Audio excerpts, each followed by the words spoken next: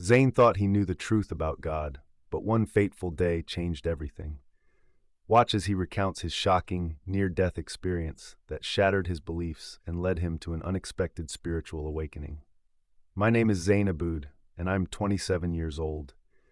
I grew up in a Muslim family in a small town. We went to the mosque every Friday, and I learned to pray 5 times a day. Islam was a big part of my life, and I thought I knew all about God and what He wanted from us. I was always curious about other religions, but my parents told me that Islam was the only true faith. They said that Christians and Jews had some truth, but their holy books had been changed over time. They taught me that Jesus was a good prophet, but not God's son. I believed what they said because I trusted them and our Imam. As I got older, I started to have some doubts. I wondered why Allah would only speak Arabic if He made all people.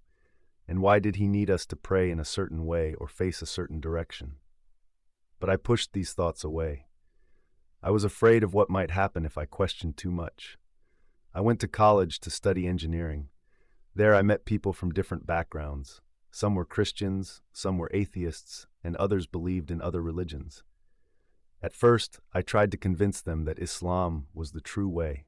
But as I talked to them more, I realized they had good reasons for their beliefs too. One day I met a girl named Sophia. She was really nice and smart, and we became good friends. Sophia was an Orthodox Christian. She told me about her faith, and it was different from what I thought Christianity was like. She talked about Jesus as if He was more than just a prophet. The way she described Him made Him sound, well, divine. I argued with Sophia a lot about religion. I told her that the idea of God having a son didn't make sense. How could God be one and three at the same time? And why would God need to become a man? Couldn't He just forgive sins if He wanted to? Sophia always listened to me patiently and then explained her beliefs. She never got angry or tried to force me to agree with her. The more we talked, the more confused I felt. Some of what Sophia said made sense, but it went against everything I had been taught. I started to read the Bible in secret, curious about what it really said. Some parts were beautiful and touched my heart. Other parts seemed strange or hard to understand. I didn't tell my family about my questions. I was scared they would be disappointed in me or think I was turning away from our faith. But inside I felt torn.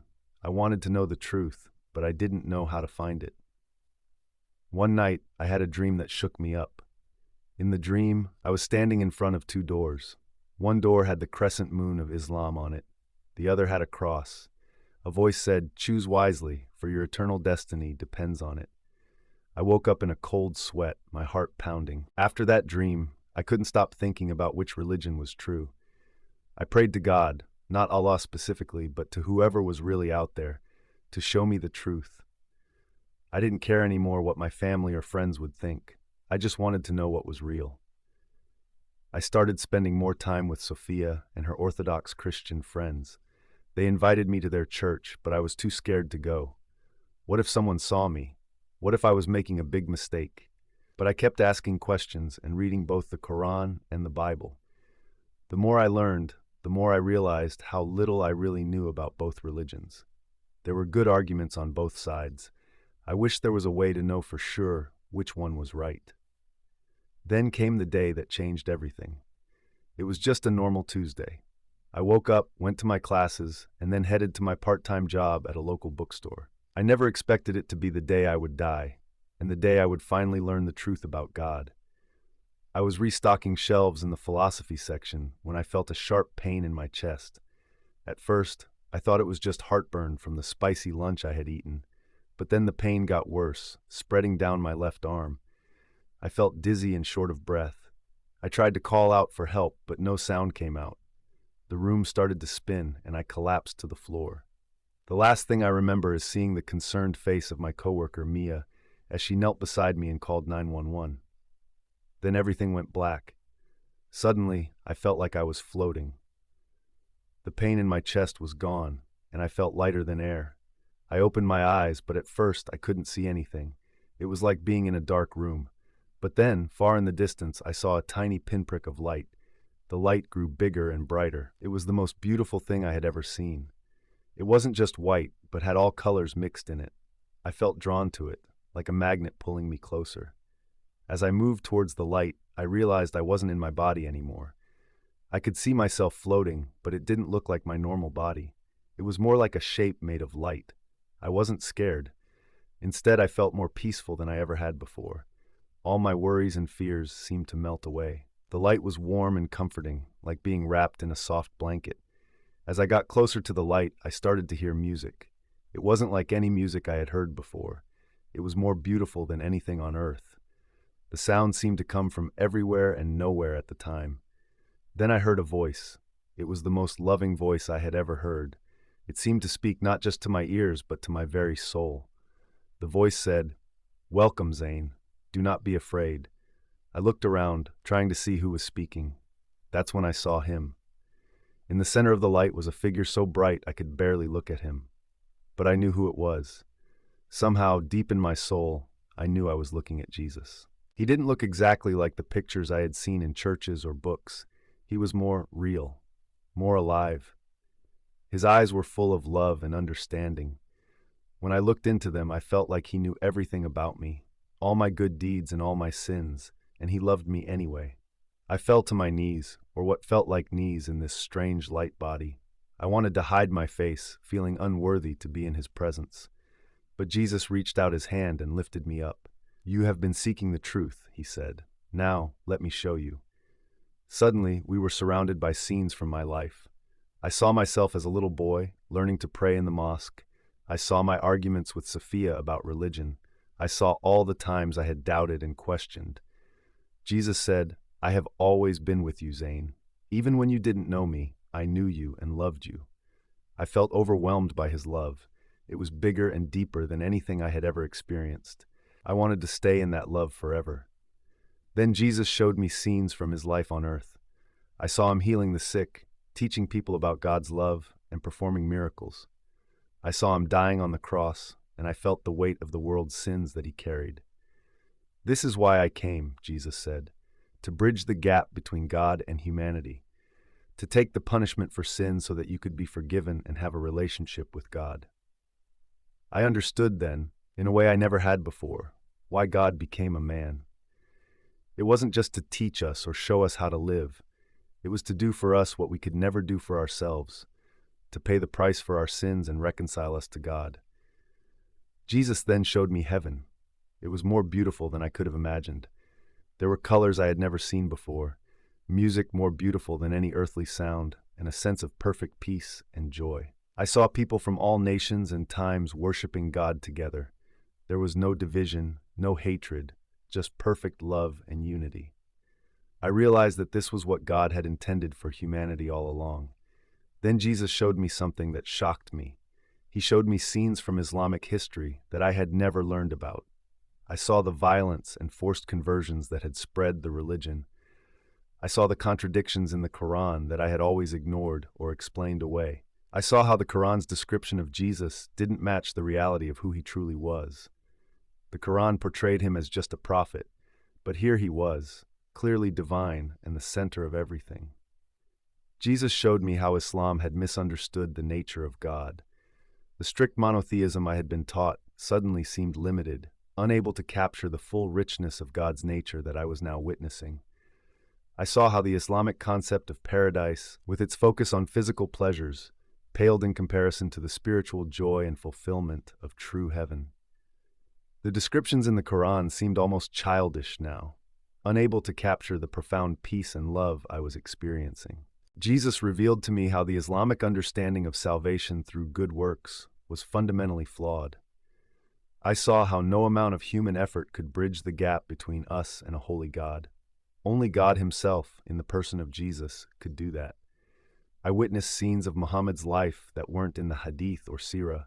I saw moments of doubt, of human weakness, that had been carefully edited out of Islamic tradition.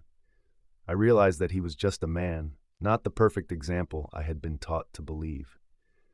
Jesus showed me how the Quran's claims of scientific miracles were actually reinterpretations of vague verses to fit modern knowledge.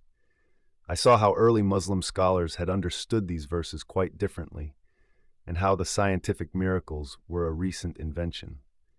I was shown the development of Islamic law over the centuries, and how much of what Muslims considered divine law was actually human interpretation, often influenced by the cultural norms of the time. The truth about the compilation of the Quran was revealed to me.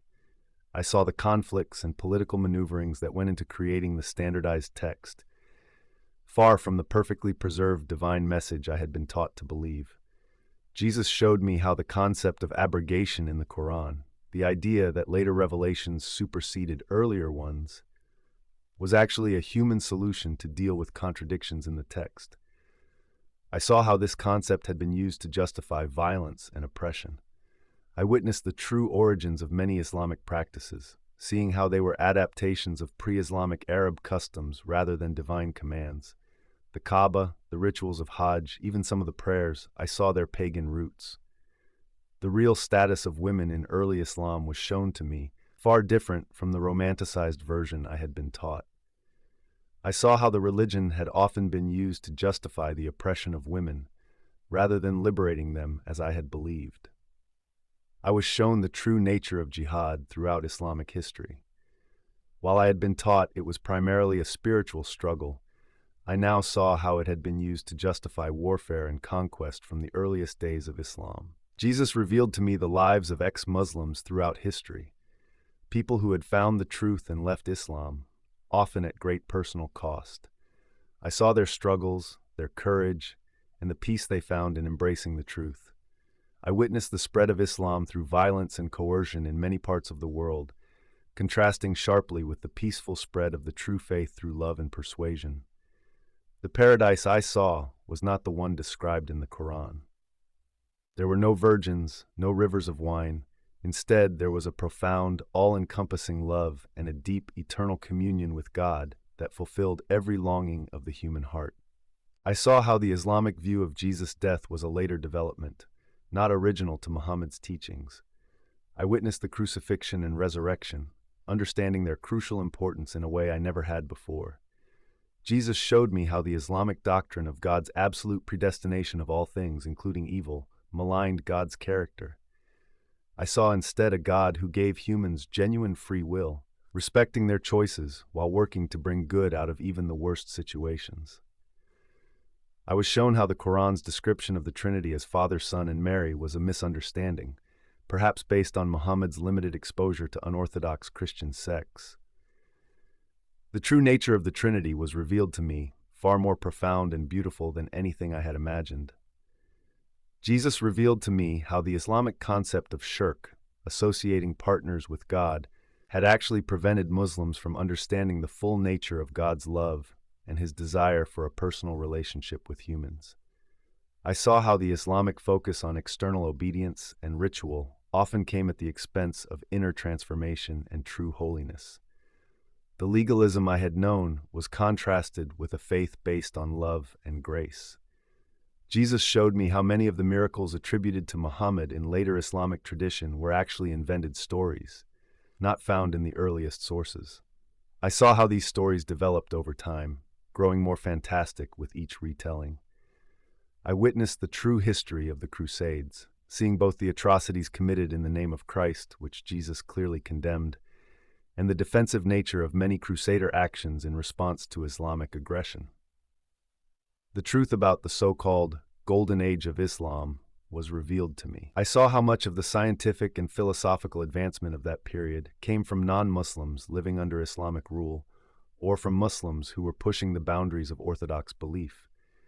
Jesus showed me how the Islamic doctrine of al-wala wal-bara, loyalty to Muslims and disavowal of non-Muslims, had fostered division and hatred, contrary to God's desire for love and unity among all people. I saw how the promise of martyrdom and its heavenly rewards had been used to manipulate people into violence, a stark contrast to the self-sacrificial love Jesus demonstrated and taught. The true nature of the jinn was revealed to me, far different from the Islamic understanding.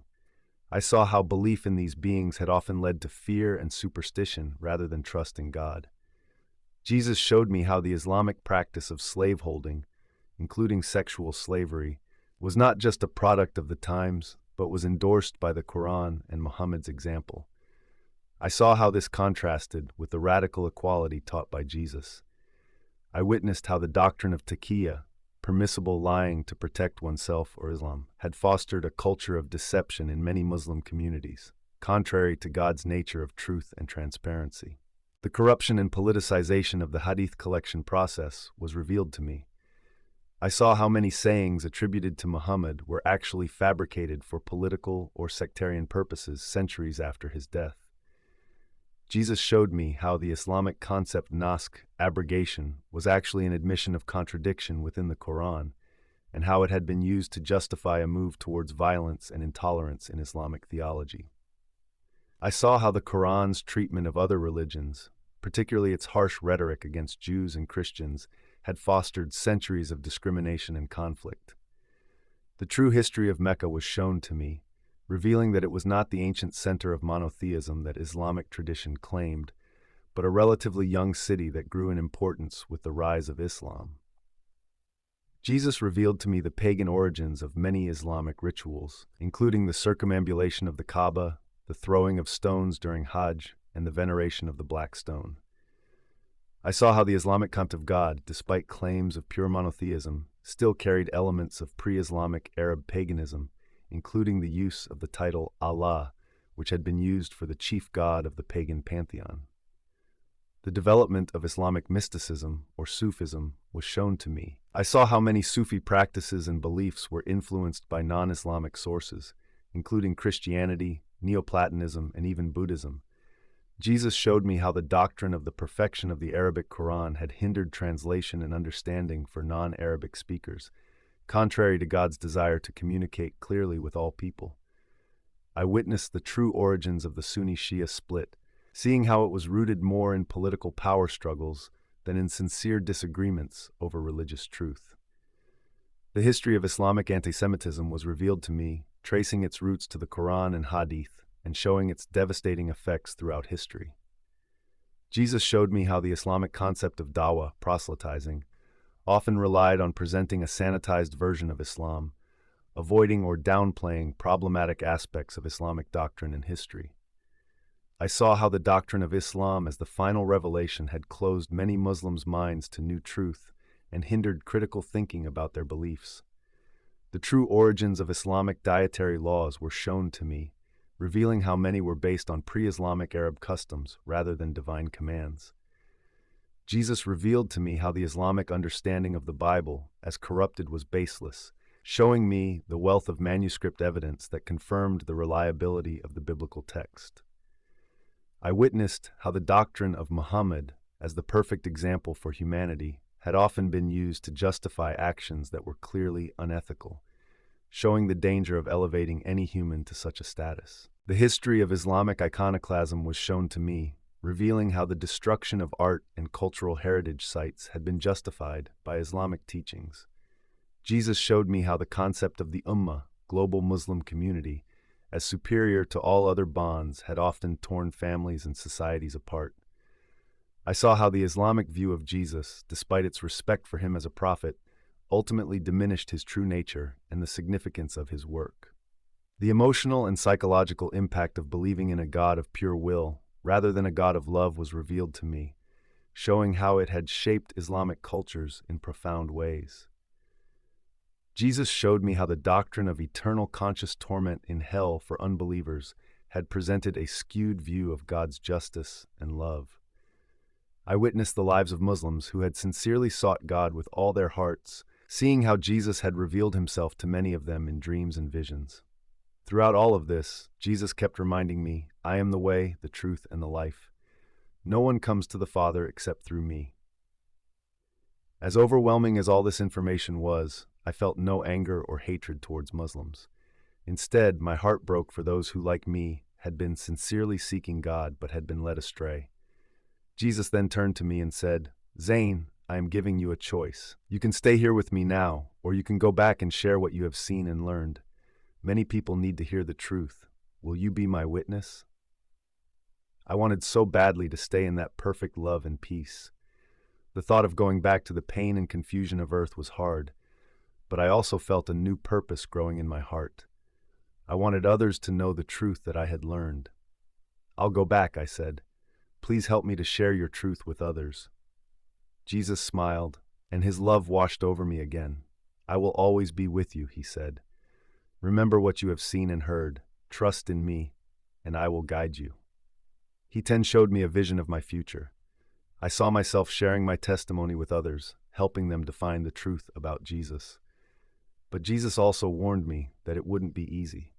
He showed me that I would face opposition, especially from my family and former Muslim friends. He showed me that I would be called a traitor and a fool, but he also showed me the joy of those who would come to know him through my testimony. Be strong and courageous, Jesus said. I have overcome the world, and in me you too will overcome. As he said this, I felt a new strength fill me. I knew that with Jesus, I could face anything. Before I left, Jesus gave me one last gift. He let me feel for just a moment the full extent of his love for humanity. It was so powerful, so overwhelming, that I thought my soul would burst. I understood then why he had been willing to suffer and die for us. His love was bigger than any sin, any mistake, any rebellion. As I felt myself being pulled back towards earth, I heard Jesus say one last thing. Remember, Zane, I am with you always, even to the end of the age. Then everything went dark again. I opened my eyes and found myself back in my body. The harsh fluorescent lights of a hospital room replaced the warm, loving light I had just experienced. I was lying in a bed, hooked up to various machines that beeped steadily. My chest ached, and I felt incredibly weak, but I was alive. A doctor was standing over me, his eyes wide with surprise. "Welcome back," he said, checking my vitals. "We almost lost you there. You had a massive heart attack caused by a rare condition. It's nothing short of a miracle that you survived." I tried to speak, to tell him about what I had seen, but my throat was dry and sore. A nurse noticed my discomfort and offered me some ice chips. After moistening my mouth, I managed to croak out, "How long was I gone?" "Your heart stopped for about 5 minutes," the doctor replied. "We were about to call time of death when you suddenly came back on your own. I've never seen anything like it in all my years of practice." 5 minutes? It had felt like hours, or maybe even days. I had seen and learned so much in what seemed like such a short time. The experience was so vivid, so real. I knew it wasn't just some hallucination caused by lack of oxygen to my brain.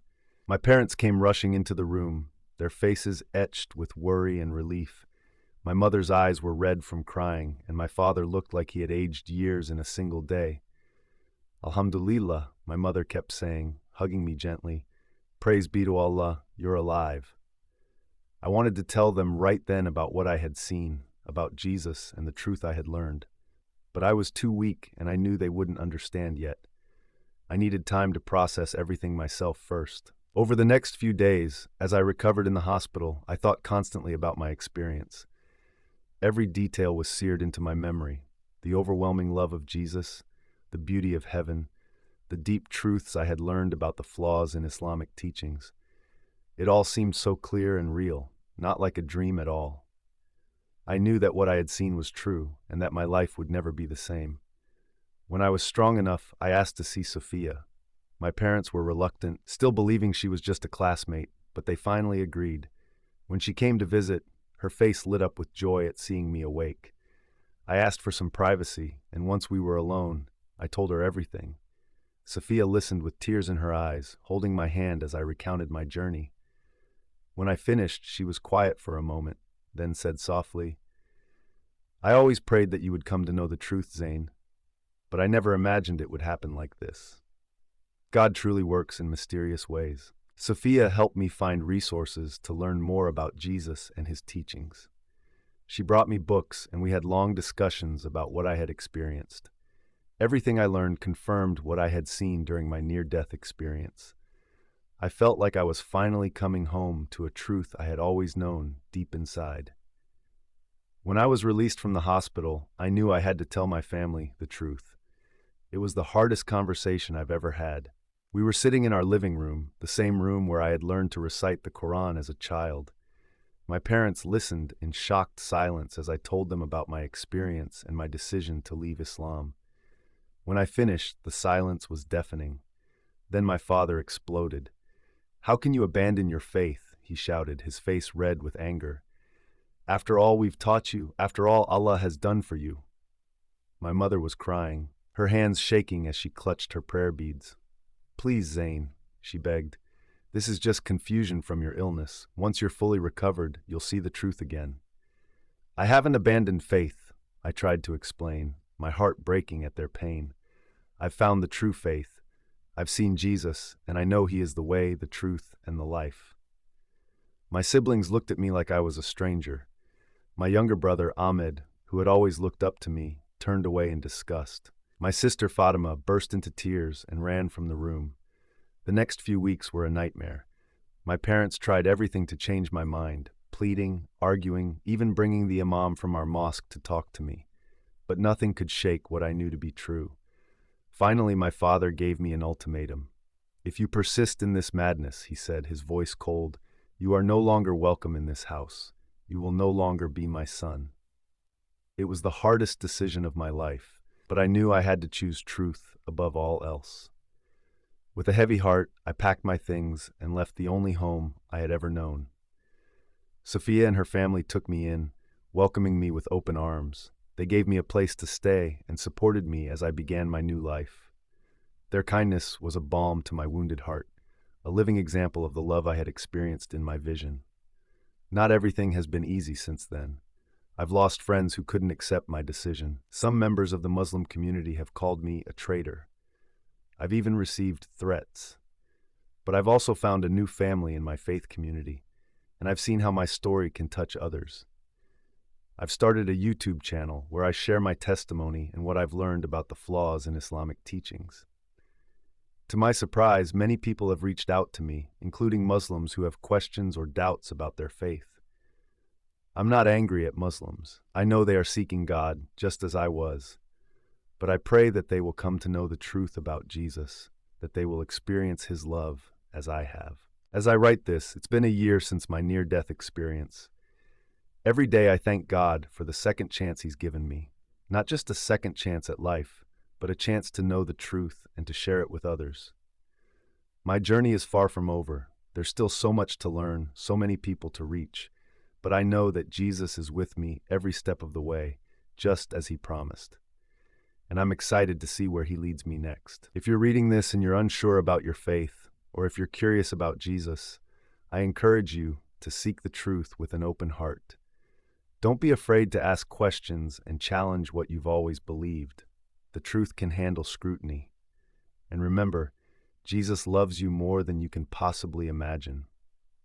He's waiting for you with open arms, ready to show you a love that will transform your life forever. If Zayn's incredible journey from Islam to faith in Jesus touched your heart, don't keep it to yourself. Hit that like button and subscribe to our channel for more inspiring stories of faith and transformation. And don't forget to ring that notification bell so you never miss an update. Your support helps us share this life-changing message with people all around the world. Together, we can make a difference, one soul at a time. Share this video with someone who needs to hear it today.